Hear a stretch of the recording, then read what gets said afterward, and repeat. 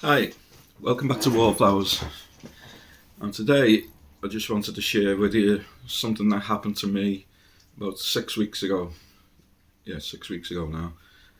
I was at work, driving my van, driving into Manchester at 10 to 9 in the morning. It was heavy traffic, rush hour traffic, it's bumper to bumper. We're hardly moving, just crawling along. And about 200 yards in the distance, I could see about 7 or 8 policemen on both sides of the road carrying out spot checks on vehicles. So they were directing traffic onto like a car park. So as I get closer to them, this policeman steps out in front of me and directs me onto the car park. So as I pulled into the car park, the policeman come up and said, "We're just doing spot checks. It's a in association with trading standards. We're doing something about using mobile phones while you're driving, educational or something." So he goes away. The trading standards come across, asked me a few questions about the van, about the company. Then they said that because it's a company vehicle, they're not going to do the spot checks. So they go away. The policeman comes back. He says, "I'm going to issue you with a penalty notice for using your mobile phone while driving."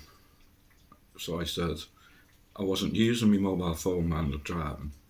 He said, "Well, we've got spotters further up the road who've rang through to them and said that as you drove past, you were on your mobile phone."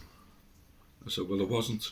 He said, "You had the phone in your right hand and you were scrolling through whatever, social media, whatever." I said, "Well, that's a lie. He's either mistaken or he's lying. Because my phone sits in a phone holder on the left-hand side of the steering wheel by my gear stick, and it doesn't come out the phone holder unless I get out the van when I stop. So it just sits in the phone holder. I had my sat-nav on my phone.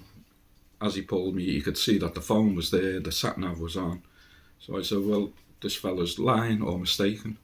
He said, "Well, we'll issue you with a fixed penalty notice. You should receive it within the next 2 weeks. It'll explain in there that you can let us know if you want to go to court or you can just pay the fine." So I said, "Okay, I'll see him in court because he's lying." So he said, "Do you want to say anything? Anything you say will be used in evidence and you later rely on in a court of law, blah, blah, blah." So I just said, "Yeah, I was not holding my phone in the right hand and the guy is lying." Now, he didn't tell me if he was a policeman further up the road, the spotter, or whether he was a community support police officer who don't get paid, who just do it voluntary, and whether they get so much commission for pointing out people who they can fine or whatever. So that was 6 weeks ago. He said you'd receive the letter within 2 weeks. So the letter came the other day, a couple of days ago. So the fine is £200 fine with 6 points on your licence, or you can go to court, have to let them know within 28 days. But if you're found guilty of the offence, the magistrates have the discretion to double the fine, double the penalty points, add prosecution costs, and also make a provision for victim surcharging. Now, the other thing that they've also offered me is a driving scheme course, which is £87 with no points on your licence. And you have to book into this course. You can do it in like a centre or you can do it online, and it takes like 3 hours. It's like an educational thing. So that you pay £87 for that with no points. So that seems the best option. So I still wanted to go to court because I was not guilty and they were lying as far as I'm concerned. So I phoned the solicitor. He said, "Yeah, you've got a good chance we've got a good chance of getting this thrown out of court because there's no photographic evidence, there's no video evidence. It's just on the say-so of this either community support police officer or a police officer. He wouldn't tell me who he was. So I said, yeah, I still want to go to court and I want to get it thrown out. He said, but the only thing with doing that is it's going to cost you £1,500 for me to represent you in court. So your best option is to book on the course if they've offered you that.